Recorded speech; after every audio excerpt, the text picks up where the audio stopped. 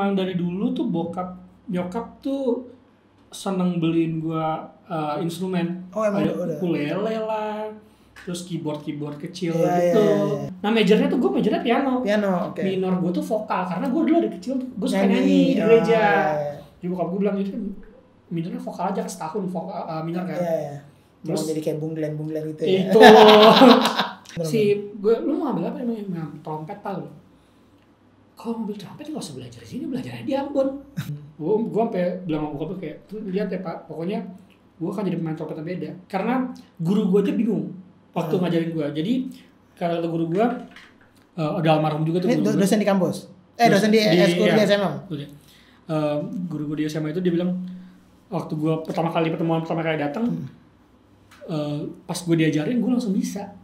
Oh oke, serius loh. Gue tuh dulu waktu SMA itu saking cintanya gue sama trompet kali ya, dan sesuka itu gue sama tuh trompet. Gue tuh cabut pelajaran matematika bahasa Inggris bahasa Indonesia. Oh iya, buat latihan. Karena ternyata selama 3 tahun gue pakai trompet tuh bolong, kecil. Serius? Iya. Cuman lu gak nyadar? Gue nggak tahu. Halo teman-teman, selamat datang di Serundeng, seru-seruan bareng Laudeng. So, gimana teman-teman? Udah nonton video-video sebelumnya? Semoga itu bisa bermanfaat buat kalian dan juga memberikan inspirasi baru buat kalian ya teman-teman. Dan semoga teman-teman narasumber gua yang juga mostly adalah musisi dan juga pelaku industri musik bisa memberikan gambaran-gambaran baru buat teman-teman semuanya. Oke teman-teman, sebelum lanjut ke video berikutnya, jangan lupa untuk subscribe, komen, like, dan juga share buat yang lain sehingga kita bisa saling berbagi, saling memberikan manfaat, dan saling memberikan inspirasi buat teman-teman. Oke, so enjoy this video. Jangan kamu bosan, ayolah semangat, yuk Serundeng, seru-seruan bareng Laudeng. Nah, oke, akhirnya lu lulus dari SMA mana? Ini mungkin menarik ya, karena buat teman-teman yang gak SMM, yang SMA biasa ataupun mungkin kejuruan yang standar kan ya SMEA, STM gitu kan. Biasanya SMA itu kan setelah itu menentukan what's next, lu mau jadi apa gitu. Entah kuliah lagi atau mungkin yang kejuruan udah tau lah ekonomi, motif, otomotif. Nah, pas SMM sendiri waktu itu lu begitu lulus, apa yang ada di benak lu? Lu bakal lanjut kuliah lagi kah atau lu bagaimana, apa yang lu pikirin buat hidup lu?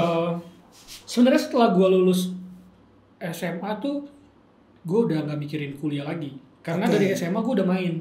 Jadi waktu kelas 1 itu kan gue udah main sama, gue ketemu sama Dame dulu. Jadi pas gue ketemu sama Richard, SMA itu ketemu sama Dame tuh. Ketemu Dame di Margo karena sering nongkrong kan, gue ketemu sama Gerald. Pokoknya gue satu angkatan sama Gerald, sama Anka. Di Margo tuh sama itulah, sama Dame gitu. Terus dari situ kita ketemu sama Fajar, kita harus berbicara sama Fajar. Akhirnya waktu gue main di situ SMA, gue ketemu sama Om Benny. Om Benny kenalin buat Berry. Nah dari SMA itu gue udah main kelas. Pokoknya kelas 1 akhir mau naik kelas 2 tuh gue udah main tuh. Udah ketemu, udah main sama Berry. Terus kelas 2 tuh gue udah mulai main Java Jazz sama Berry. Terus udah main sama Trio Lestari juga, udah main sama Tompi. Jadi sebelum gue lulus pun gue udah puji Tuhannya udah di situ. Udah jadi session lah gitu. Jadi pas udah lulus gue males kuliah lagi. Jadi gue tuh masuk kuliah, tapi gue kuliah di IKJ. Oh, lu kuliah di IKJ? Masuk IKJ gue. Jadi gue masuk IKJ. Terus setelah masuk IKJ sebulan. Majornya trompet. Terus gue main trompet situ sebulan. Agama gue dapet C langsung. Agama. Gue gak pernah masuk tuh. Gue gak pernah masuk. Pokoknya gue jarang banget kuliah. Karena ya itu waktu itu ada tur sama Trio Lestari tuh. Tur sama Trio Lestari. Jadi gue terus akhirnya gue pikir, gak usah kuliah lah gitu. Itu kejadian lagi tuh, bokap gue udah bayar uang semester berapa belas juta tuh. Terus gue nya cabut. Bokap gue cuma bilang, aduh, kerugi loh. Sudah nabung nih, Amtu sudah tabung, kasihan. Udah tabung buat anaknya S1 gitu. Nggak jadi juga. Tapi akhirnya adik gue yang meneruskan ini bokap gue. Api bokap gue ya, lu harus kuliah ya gitu. Akhirnya adik gue mau S1 kan, bokap gue ya minimal antara dua anaknya ada yang S1 lah. Maksudnya berarti emang ya tadi lu bilang dari sekolah tuh lu udah di situ ya. Jadi ketika lu lulus pun dari situ. Ya tanda kutip ya udah, otak lu udah di situ. Iya, udah situ aja udah. Akhirnya ya gue meneruskan Melanjut apa yang ada di situ ya. Menarik banget nih, keren. Nah, terus berarti session pertama lu sama? Session pertama gua itu sama Tompi. Ya, Tompi dulu. Karena gue tuh lupa lagi ya. Pokoknya antara Tompi atau Berry atau berbarengan tuh Tompi dan Berry ya. Jadi waktu gue sama Tompi, oh iya benar, waktu gue sama Tompi kadang Berry suka ini ngajakin BLP waktu itu dulu. Bantuin BLP ya gitu. Waktu gue ketemu sama Berry pertama kali, gila gue deg-degan gue. Lu dengerin juga ya BLP? Iya. Karena BLP tuh di SMA gue tuh terkenal banget. Iya, zaman itu kan. Zaman itu gila banget. Lu harus dengerin main ini men. Gue tuh dapat kasetnya Berry itu dari temen gue gitu. Jadi ya udah. Akhirnya gue main sama Berry. Main sama Berry, pokoknya ya pokoknya antara Berry sama Tompi lah. Gue di antara dua itu ya. Gitu. Terus kalau misalnya gig pertama lo yang profesional dibayar? Gig profesional yang dibayar berapa dulu nih, nasi goreng?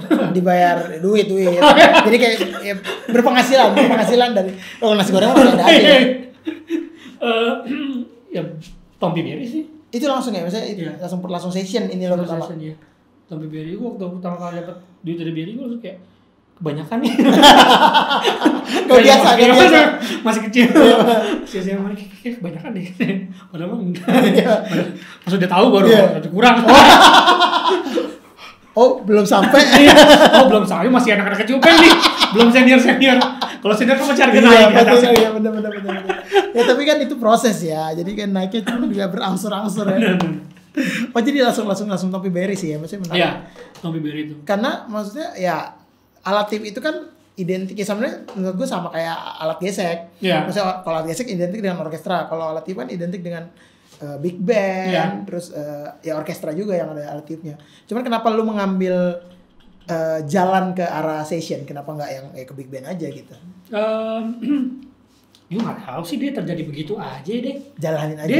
Dia jalannya gitu, gue yang kayak tadi gue bilang, gue setelah gue SMP tuh gue sama sekali gue tuh nggak ada kepikiran mau bisa main sama Glenn Fredly, gue bisa main sama Berry sama Om Benny gitu, gue bisa main sama Tompi, gue isi di album Tompi, gue isi album Reza, gue nggak sama sekali ngepikirin itu, sama sekali nggak ada pikiran gue mau jadi musisi, nggak ada sama sekali. Jadi ya gue enjoy sama prosesnya aja sampai akhirnya sekarang gitu. Bahkan sampai sekarang gue kadang gue ngerasa stuck kan, kayak dalam hal main trompet gitu, kayak aduh gue ngerasa karir main trompet gue atau cara main trompet gue gini-gini aja nih. Terus kadang gue suka lihat ke belakang gitu. Kayak gue lihat ke belakang kayak udah jauh juga ya gitu. Itu dari zaman gue pertama kali mengenal trompet gitu. Sampai sekarang gue puji Tuhan gue udah bisa main sama musisi-musisi kelas A-nya Indonesia gitu ya. Ya just kayak Glenn Fredly dan Tompi dan bla bla bla gitu. Dan gue bisa ngisi di berbagai artis, terus bisa kayak sekarang gue kenal sama banyak musisi, banyak artis juga gitu ya. Puji Tuhan sih gue bilang. Itu ya. Nah, menurut lu sendiri ya, misalnya kan tadi gue seperti gue ngomongin di awal, alat tiup terus trompet itu kan sangat jarang, apalagi di session. Ya kan, kalau session kan pasti orang udah, kalau nggak keyboard, drum, bass, gitar lah yang standar itu. Ya belakangan udah mulai saxophone naik. Cuma kan trompet nih amat sangat jarang ya. Jadi mungkin lo bisa nggak sharing struggling seorang pemain trompet di dunia session tuh apa aja sih, atau kayak gimana sih menurut lo sendiri? Apa ya struggling? Ya gini sih. Kebanyakan pasti kalau apalagi lo horns ya, kalau lo main horns udah pasti trompet yang ngelit bunyinya gitu. Nah, problemnya adalah kebanyakan pemain tuh kalau bukan pemain tiup ya gitu. Banyak kalau misalnya lu pakai horns tuh pasti pemain trompet harus kayak ngambil tinggi dong bla bla bla gitu. Nah, tapi kan tergantung gitu. Nah, kayak tadi gue bilang, gue mau kasih contoh-contoh buat orang-orang di Ambon. Karena kayak gini, karakternya kan berbeda-beda. Ada orang yang suka emang high note, ada orang yang nggak suka high note. Ada yang orang benar-benar karena dia suka, makanya dia pelajarin banget high note, which is kayak di Indonesia mungkin let's say Richika. Gue tuh gak bisa setinggi Richika gitu, tinggi banget karena emang dia screamer gitu. Ada tipe-tipenya gitu. Main trompet tuh ada beberapa tipe. Ada lo soloist, ada yang lo emang brass section, ada lu yang di brass sectionnya tuh emang screamer gitu. Nah ya kayak bisa gue sebutin kalau yang soloist ya Rio Siddiq gitu yang paling kelihatan ya. Rio Siddiq, Indra Dauna, terus kalau brass section ada Bruri. Ada Kang Bruri, ada pemain kayak Ius juga. Kayak siapa lagi? Ijung. Ijung itu kan banyak tuh. Ada Wisnu di Bandung. Terus yang high note ya Richika. Gue sampai sekarang sih masih high note masih Richika sih gue. Masih karena Richika tinggi banget gitu. Nah, ada juga yang ya kalau kayak klasik gitu ya Mas Erik Awi gitu. Ya kalau Erik Awi sih udah legend lah dia gitu, beda lah gitu. Dia master of trumpet kayak gitu. Makanya gue pengen banget tuh bisa ngajak Mas Erik untuk ke Ambon gitu, karena gue pikir dia emang salah satu orang yang punya banyak wawasan mengenai trompet gitu, nggak cuma dari segi mainnya doang, dia segi teorinya pun dia bagus banget gitu. Nah, ya paling kayak gitu ada banyak macam-macam gitu. Nah kalau orang-orang yang di Indonesia kan mereka banyak kan pengen main trompet tuh harus screamer gitu, sedangkan main scream trompet Indonesia tuh gak banyak gitu. Yang gue baru tahu sih Richika aja gitu yang bisa setinggi itu gitu. Bahkan event gue aja nggak bisa setinggi Richika. Nah akhirnya kita yang nggak screamer diharuskan untuk screamer gitu. Makanya ya akhirnya gue ya puji Tuhannya sekarang gue ngebantu di Malik. Jadi gue udah nggak terlalu merasakan di-push tekanan di-push untuk jadi screamer gitu. Gue bisa jadi diri gue sendiri ketika gue ada di Malik. Puji Tuhannya segitu sih. Pokoknya pas udah di Malik gue langsung ngerasa ya gue bisa jadi diri gue sendiri. Dan Malik pun si Widinya pun bilang sama gue pengen lu ada di Malik. Karena gue kayak oke gitu. Gue seneng banget tuh pas udah dapet tempat itulah. Udah ngerasa wah ini oke nih, gue jadi diri gue sendiri gitu. Kalau di Club Project juga sama, lo diposisikan seperti itu nggak? Iya, kalau di Club Project gue juga, walaupun brass section, cuman si Club Project-nya fine aja dengan apa yang gue mainin gitu. Tapi kadang-kadang ya tetap berusaha jadi screamer juga sih gue karena semua elemennya ada, karena ada trombon, ada saxophone, ada trompet, jadi gue mau nggak mau emang harus ya gue pandai-pandai menempatkan diri gue aja lah gitu. Tapi kalau misalnya tapi nggak setinggi Richika yang screamer banget gitu juga, cuman ya bisa lah di agak tingginya dikit. Tingginya gitu ya. Wah keren. Gitu. Jadi penting bisa beradaptasi dengan lingkungan. Iya itu penting sih, itu penting banget.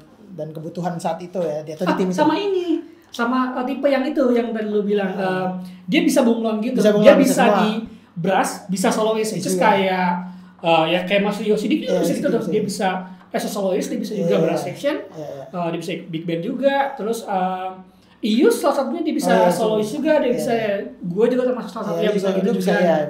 Itu ada tipe-tipenya tuh, tipe yang ya sebenarnya tipe yang sangat menguntungkan yang bisa dua-duanya kan.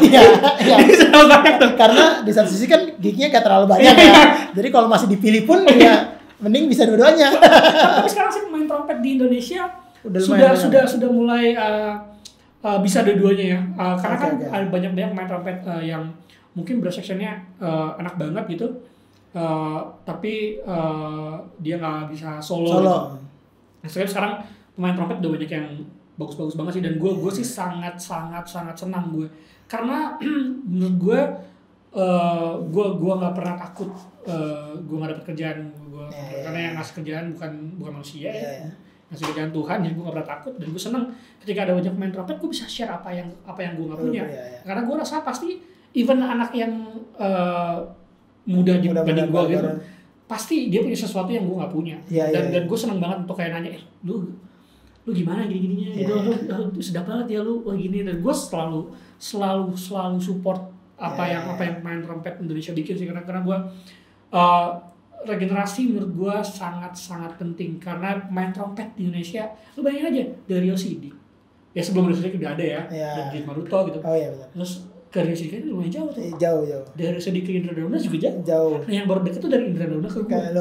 Lumayan deket tuh. Udah bisa nongkrong bareng lah gitu, udah bisa duduk bareng. Angkatannya nggak jauh banget. Nggak terlalu jauh banget. Nah dari gue yang ke bawah ini udah main banyak banget kan. Ada Ius yang nggak terlalu jauh juga, ada Wisnu dan lain-lain gitu. Jadi gue seneng banget sih ketika banyak lah udah banyak orang Indonesia yang suka sama trompet gitu. Gue sangat seneng sih. Iya benar. Karena kalau dari looks di ya mungkin kita patokan televisi lah sebelum YouTube. Kalau looks di TV gitu di layar kaca, zaman dulu kan pemain trompet itu hanya nongol di tadi gue bilang di big band, di orkestra. Kalau lagi full band atau artis solo gitu session kagak ada trompetnya kan. Kalau sekarang kan udah beda ya zamannya. Ya trompet itu bisa ada di mana-mana aja tadi, bisa jadi di big band, di brass section, atau misalnya artis yang punya brass section minimal 3 piece gitu kan. Udah mulai nongol tuh. Tapi di zamannya Gugu tuh ini sempat miss dengan Malik ya. Karena dari awal mereka keluar kan udah ada trompet ya. Dan sukses banget gitu. Sukses banget. Gue kayak gokil lah mereka dari dulu sampai sekarang tetap ada trompetnya aja gitu. Dan kalau trompetnya hilang, kayak gue sempet nonton Malik gak ada trompetnya, nggak ada Amar gitu. Gue ngerasa kayak kurang. Kayak bukan Malik ya, kayak bukan Malik. Kalau ada trompet bunyinya akan beda gitu. Main bilang kayak wah gokil di sih salah satu band yang terkenal di Indonesia dan ada nuansa trompetnya Malik ya. Malik, iya kayaknya Malik ya. Yang terus sama ini juga ya. Mas Ryan. Apa band Mas? Oh ini kok jadi lupa sih gua. Entar dulu bandnya Far Drive, anjay. Kok jadi sorry Mas. Sorry coach. Ya Far Drive. Tapi enggak se ngopek Malik. Iya, enggak se kalau Malik kan emang semua belakangnya ada trompet kan. Ya gitu. Keren. Tapi emang ya makanya regenerasi itu penting sih. Itu sebuah mimpi dan juga mungkin legacy ya. Yang harus kita terusin buat yang lain juga. Nah, mungkin yang menarik juga nih. Pengalaman lo yang lo ingat yang menurut lo lucu, memorable buat lo selama lo manggung nih. Berkeliaran ke seluruh dunia bahkan luar negeri ya. Pengalaman yang memorable buat lo lah. Boleh lucu, boleh zong, boleh yang keren banget atau mengharukan gitu boleh. Ini zong sih. Memorable zong. Gue tuh selalu ingat ini. Dulu waktu gue pakai aktif itu, gue tuh sempet yang karena gue yang paling baru kan di situ. Terus Om Arif Setiadi tuh dulu sempet kayak duduk ngobrol bareng sama semua aktif gitu. Terus dia ngomong gitu terbuka gitu kayak semuanya udah oke nih gitu. Ini kayak enak banget sih, kayak ini semuanya udah oke nih. Cuman yang kurang nih Jordi nih kurang nih. Serius? Itu sampai sekarang gue inget sampai sekarang. Sampai nanti tua gue. Bilang rame-rame nih. Iya, dulu rame-rame. Itu Om Arif kayak gitu sama gue. Tapi ya itu dari situ akhirnya gue latihan terus kan. Iya. Dari situ akhirnya ya gue kalau ketemu sama Om Arif tuh gue selalu kayak bersyukur banget sih. Kayak ini memorable pas gue lagi down-nya gitu, tapi gue fight banget untuk kayak untuk menjadikan itu sebagai acuan gue untuk belajar lagi gitu. Karena itu menurut gue sangat penting sih. Pasti semua orang pernah merasakan itu ya. Di push sama senior gitu ya, sama orang-orang yang udah legend lah gitu. Dan menurut gue itu penting sih. Penting dan yang paling terpenting lagi adalah cara kita menyikapinya sih sebenarnya. Cara kita menyikapinya supaya itu menjadi hal positif buat kita ya gitu. Dan puji Tuhannya tuh gue merubah yang tadinya negatif di kepala gue. Akhirnya gue berubah dengan hal yang positif. Pokoknya gue harus latihan lagi. Pokoknya jangan sampai Om Arif ngomong kayak gitu lagi. Gitu sih. Kalau yang lucu-lucu kayak gak ada ya udahlah ya. Ya gua mungkin lebih kelupa. Cuman yang gue selalu ingat yang kayak gitu entah kenapa ya. Ada yang membuat gue jadi lebih pengen maju aja gitu. Gue selalu ingat, nggak entah kenapa gue selalu kayak yang gitu ya. Just kayak gitu atau yang kayak Kak Ben tadi yang gue selalu ingat. Gue selalu ingat yang gitu-gitu memotivasi lah. Iya, yang buat gue menjadi Jordi yang harus lebih baik lagi. Iya. Keren. itu juga bisa jadi masukan buat teman-teman tuh. Dari obrolan tadi gue juga menangkap bahwa Jordi tuh emang lu tuh tipikal orang yang bisa merubah ya tadi pikiran-pikiran negatif itu menjadi motivasi buat lo. Jadi kekurangan itu menjadi masukan yang positif buat lo ke depannya gitu. Keren. Nah, kita ngomongin soal karya. Nah, belakangan ini kan lu juga lagi aktif dan produktif sekali untuk mengeluarkan karya. Amin. Nah, produktif terus. Iya. Nah, awal pertama nih, pasti kan biasa struggling awal kan, seperti kayak tadi main trompet. Struggling, biasanya pertama-tama tuh gimana ceritanya lu sampai kayaknya gue harus bikin karya deh.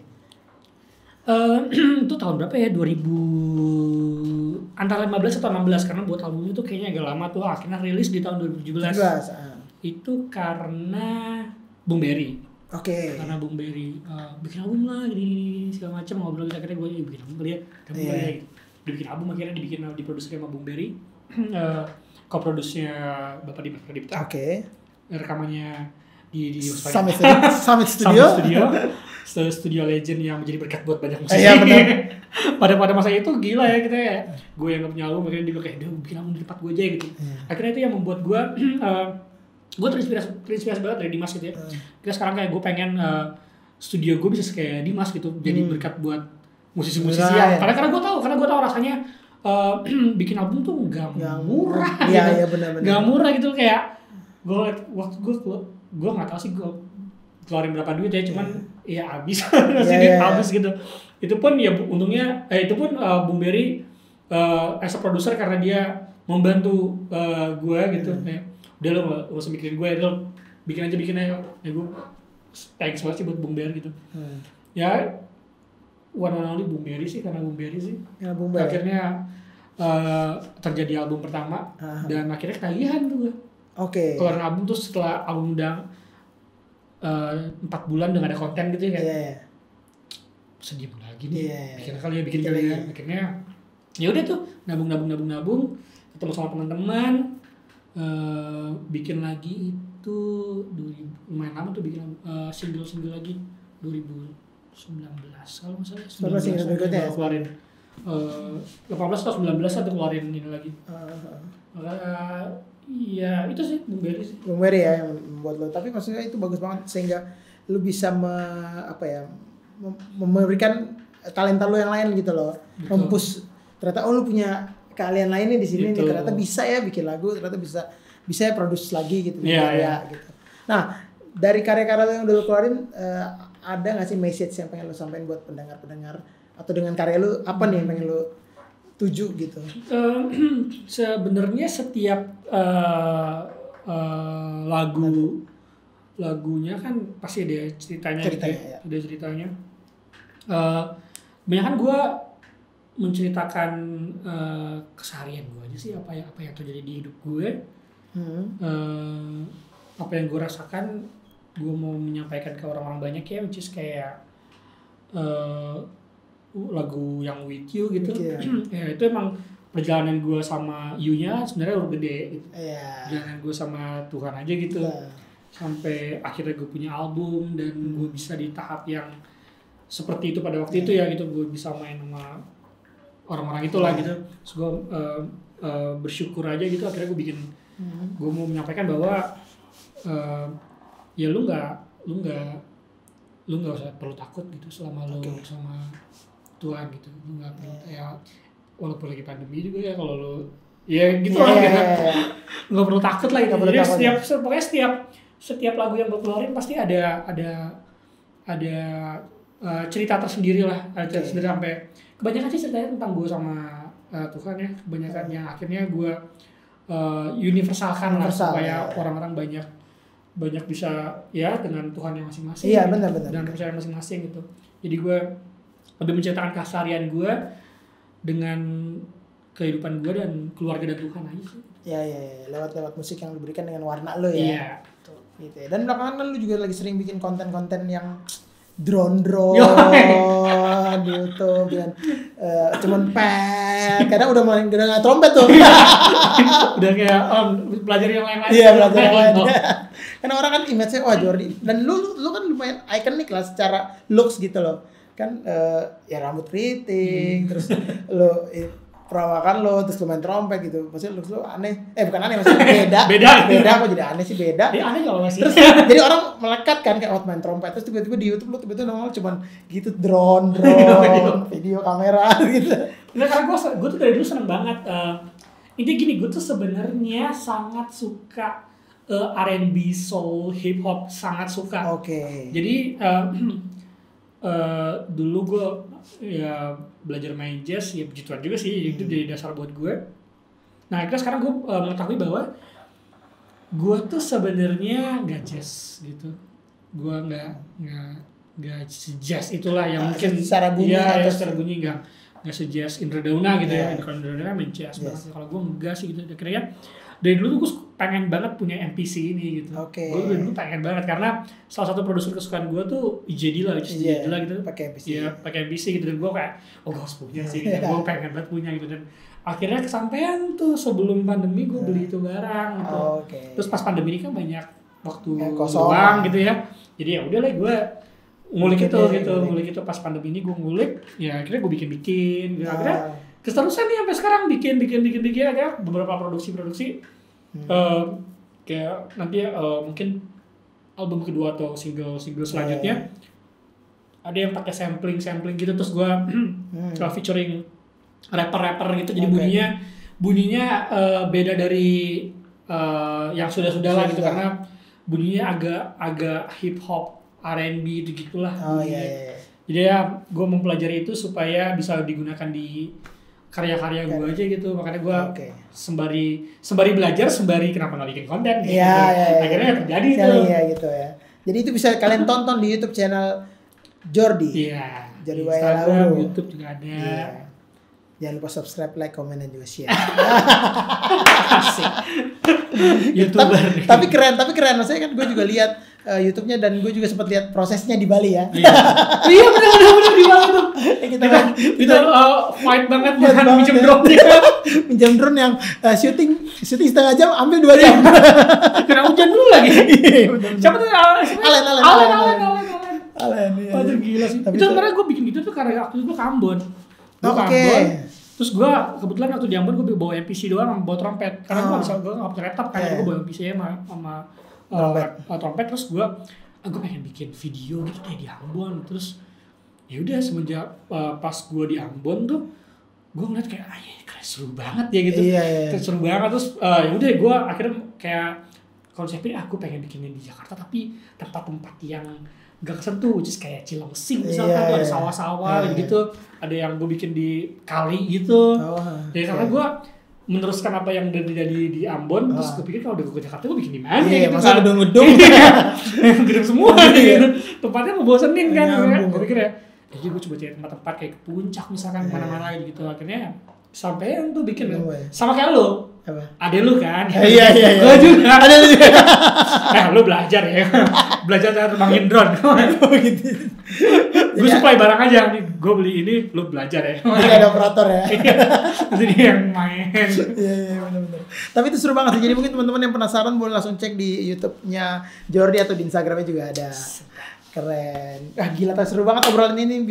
Semoga bisa memberikan manfaat buat teman-teman, memberikan wawasan baru dan juga masukan-masukan buat kehidupan ya, nggak hanya bermusik. Mungkin kalian yang nonton mungkin adalah orang kantoran, mungkin atau masih kuliah atau masih sekolah, tapi semoga itu bisa memberikan masukan buat kalian semua.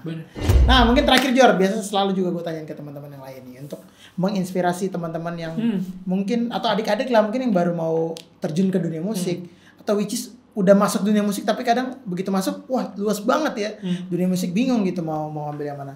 Mungkin pesan-pesan lu buat para musisi-musisi muda ya, mungkin khususnya trompet boleh lah. Di Indonesia. Apa ya? Jangan pernah berhenti bermimpi, jangan pernah berhenti percaya bahwa kalian bisa, jangan pernah menyerah, semangat terus karena di balik semua yang kamu udah lewati, kamu di balik yang kalian udah lewati pasti ada buahnya, pasti ada hasilnya gitu. Nah, sama yang paling penting kalau udah bisa berguna buat kalau udah bisa nih udah jago ya, bisa berguna untuk sesama lah.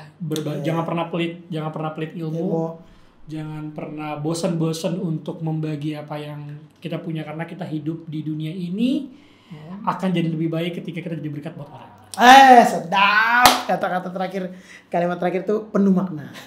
Gitu. Tapi memang karena kita hidup di dunia ini memang untuk menjadi berkat buat sesama ya. Yes, benar. Jangan pernah takut miskin. Iya, jangan pernah takut miskin. Karena uang bukan segalanya. Iya. Tapi segalanya memang perlu uang. Walaupun segalanya perlu uang ya.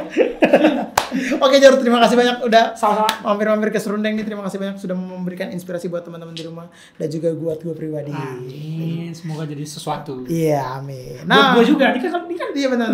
Di next kan gue bisa nonton juga kan. Iya benar. Jadi dulu gue ngomong harus gini. Iya. Satu ini ngomong kan main ngomong aja. Iya benar. Dia mengingatkan diri gue sendiri. Benar.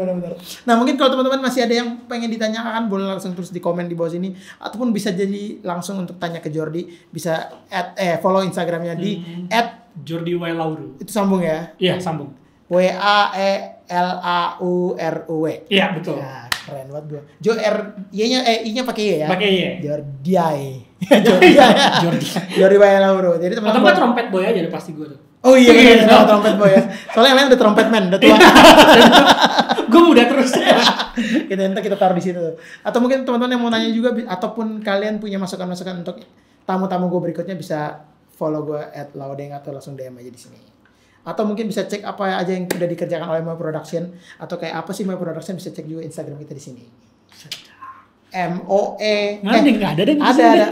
Ini virtual nih gue. Bisa @MOEPRduction DUCTION. Gitu. Oke teman-teman, terima kasih banyak sudah menyaksikan Serundeng. Jangan lupa untuk tetap menjaga kesehatan, menjaga imun tubuh, dan juga tetap melakukan protokol kesehatan. Yang penting jangan lupa bahagia, Pak. Jangan lupa bahagia karena hati yang gembira adalah obat. Yes. Ya. Jadi teman-teman pokoknya semangat terus. Semoga pandemi ini kita bisa keluar dan cepat-cepat kembali panggung ya. Kita bisa merasakan energi panggung dan juga energi transfer ya.